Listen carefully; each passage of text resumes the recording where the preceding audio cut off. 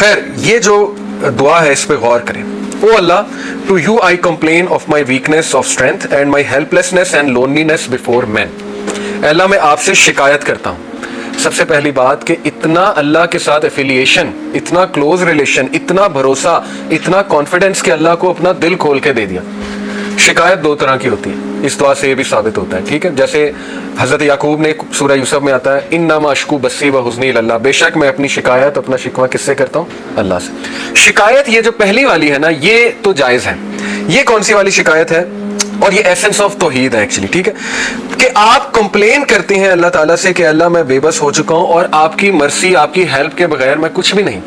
اور اس میں پتہ ہے کون سا والا ایلیمنٹ ہے؟ اب دیکھیں رسول اللہ صلی اللہ علیہ وسلم کی ساری دعا جب میں آپ کو سناؤں گا, اس کا کرکس یہ ہے کہ اللہ کے نبی صلی اللہ علیہ وسلم اس لیے نہیں رو رہے تھے کہ ان پہ بہت زیادہ وہ ہوا تھا ظلم. اصل میں وہ اس بات پہ رو رہے تھے, زیادہ پریشان تھے کہ اے اللہ کہیں آپ تو نہیں ناراض, کہیں یہ پنشمنٹ تو نہیں ہے کہ میرے ساتھ اتنا کچھ ہو گیا. یہ اصل میں اس کا جو ہے نا ماخذ ہے. یعنی آپ سوچیں کس لیول پہ اللہ کے نبی صلی اللہ علیہ وسلم کا ویژن اور اللہ سے تعلق تھا کہ اللہ یہ ہوا ہے میرے ساتھ تو مجھے سمجھ نہیں لگ رہی, کہیں آپ کی ناراضگی تو نہیں ہے, کہیں مجھ سے کوئی خطا تو نہیں ہو گئی, مجھ سے کوئی غلطی تو نہیں ہو گئی.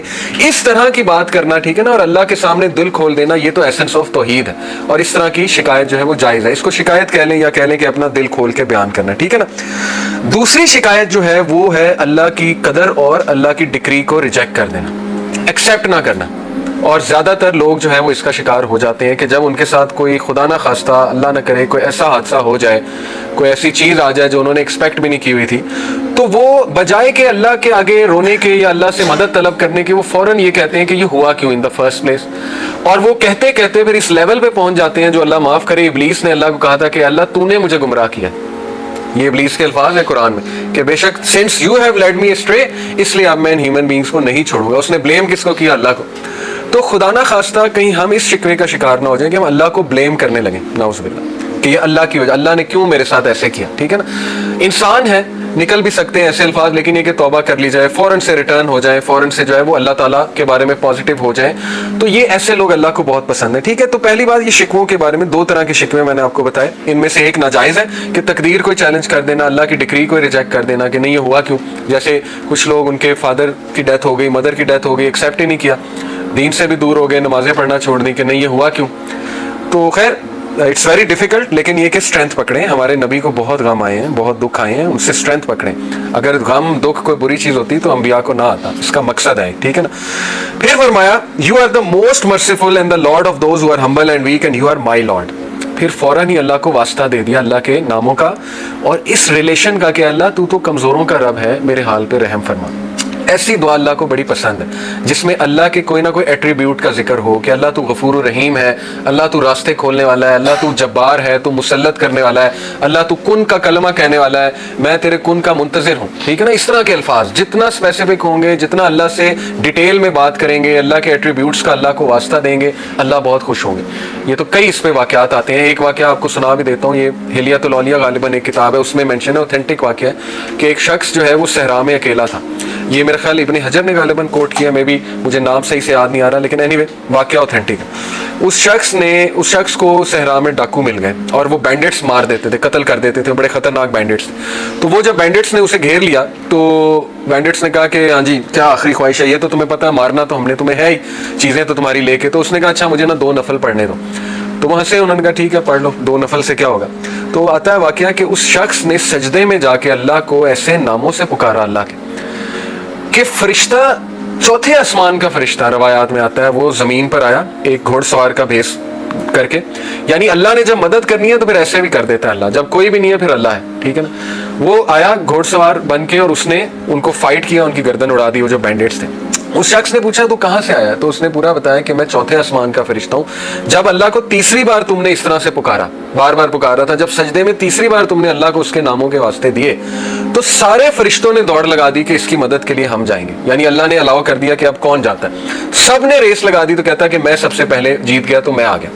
اب یہ واقعے سے بھی کیا ثابت ہوتا ہے کہ اللہ کے ایٹریبیوٹ سے اللہ کو پکارا جائے, ٹھیک ہے, جیسے یہاں پہ واسطہ دیا ہوا.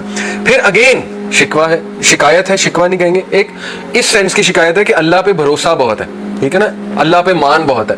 اس لیے یہ الفاظ ہیں کہ to whom do you leave me with, اے اللہ کس کے حوالے کرتا ہے مجھے, کس کے لیے جو ہے وہ مجھے میں ویک ہو گیا ہوں؟ To somebody who is a stranger that will treat me harshly اور to a close relative whom you have given ultimate power over می.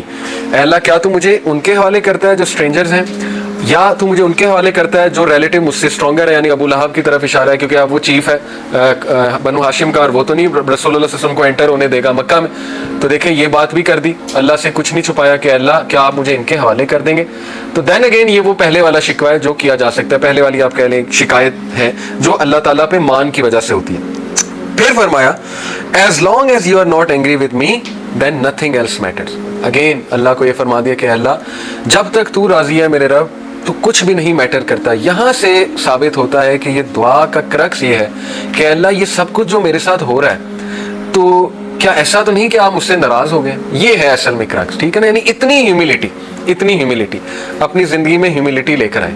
ہم لوگ فجر کی نماز مس کر دیتے ہیں, فرق ہی کوئی نہیں پڑتا, نہ استغفار کی نہ اللہ سے رجوع کیا اللہ معاف کر دے آج فجر کی نماز نکل گئی, کوئی ریگریٹ ہی نہیں ہے, ٹھیک ہے نا.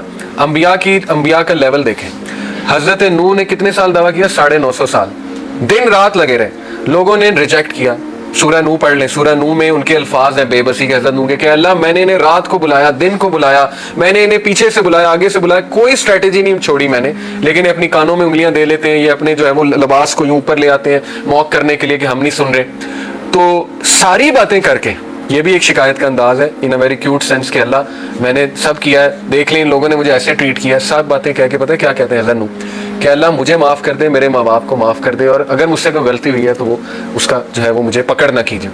یہ ہیوملٹی ہوتی ہے. تو اس لیے اپنے اندر ہیوملٹی لے کر آئیں, ٹھیک ہے نا. بہت کوئی اچھا کام کیا ہے تو اسی ڈر میں رہیں کہ پتہ نہیں ایکسیپٹ ہوتا ہے کہ نہیں ہوتا. اللہ سے استغفار کرنا, اللہ کو خشیت والے لوگ پسند ہیں, اور خشیت جتنی آپ خشیت نہ لانی پڑتی ہے.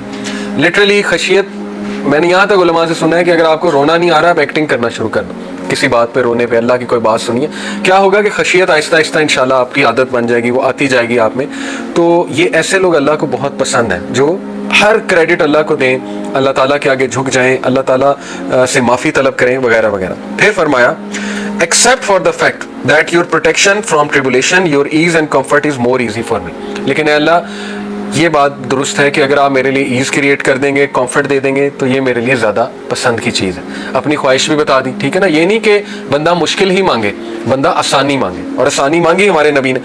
او اللہ I seek refuge in your face, that is the source of the light that gets rid of the darkness because of which this world is guided. پھر واسطہ دیا اللہ کے فیس کا کہ اللہ تیرا چہرہ, اس سے نور آتا ہے, وہ نور سے تمام ڈارکنس دور ہو جاتی ہے. تو اللہ کو کتنے الفاظ پسند ہیں. And I seek refuge in your face that your anger comes down. It's your right to criticize until you are content. اے اللہ تیرا حق ہے, تو اپنے بندوں کو پنش کرے, کرٹیسائز کرے, جو کرے یہ تیرا حق ہے, تجھے کوئی پوچھنے والا نہیں ہے. And there is no power or change except with you and through you. جو ہم کہتے ہیں لا حول ولا قوت الا باللہ, یہ ایکچولی اس کی ٹرانسلیشن ہے کہ اللہ کوئی اسٹرینتھ کوئی پاور نہیں سوائے تیری طرف سے جو بھی اسٹرینتھ اور پاور آ جائے. اتنی یہ جامع دعا, اتنی خوبصورت دعا ہے. اس کو ہم تھوڑا سا اگر اینالائز کریں, میں آپ کو انشاءاللہ, ایک تو میں نے بتایا کہ شکوے جو دو طرح کے ہوتے ہیں اس میں کون سے والا جو ہے وہ جائز ہے اور کون سے والا جو ہے وہ ناجائز ہے. دوسری بات, اس دعا کا سارا کرکس یہ ہے کہ انہیں ڈر یہ تھا ہمارے نبی کو کہ کہیں اللہ کی ناراضگی تو نہیں, ٹھیک ہے. تو اگر آپ کے ساتھ کوئی حادثہ آ جاتا ہے, خدا نہ خواستہ کوئی ڈیزیز آ جاتی ہے, کوئی مشکل آ جاتی ہے, سب سے پہلے یہ سوچیں کہ کہیں میں نے اللہ کو ناراض تو نہیں کر. سب سے پہلے اپنے بارے میں سوچیں کہ میرے سے تو کوئی غلطی نہیں ہو گئی, کوتاہی تو نہیں ہو گئی. یہ ہے خشیت, ٹھیک ہے, خشیت والا ایٹیٹیوڈ, اس کو اپنی عادت بنا لیں. یہی انبیاء سے بھی ثابت ہوتا ہے. پھر یہ جو اینڈ انہوں نے کیا لا حول ولا قوت الا باللہ, یہ ذکر تو ٹریجرز آف جنہ میں سے ہے. حدیث میں آتا ہے کہ جنت کے خزانوں میں سے ایک ذکر ہے لا حول ولا قوت الا باللہ. دوسرا غم میں اور بہت زیادہ سورو کی حالت میں یہ والا ذکر بہت تقویت دیتا ہے, لا حول ولا قوت الا باللہ. اس کی ٹرانسلیشن بھی بڑی تقویت دے گی, ٹھیک ہے نا.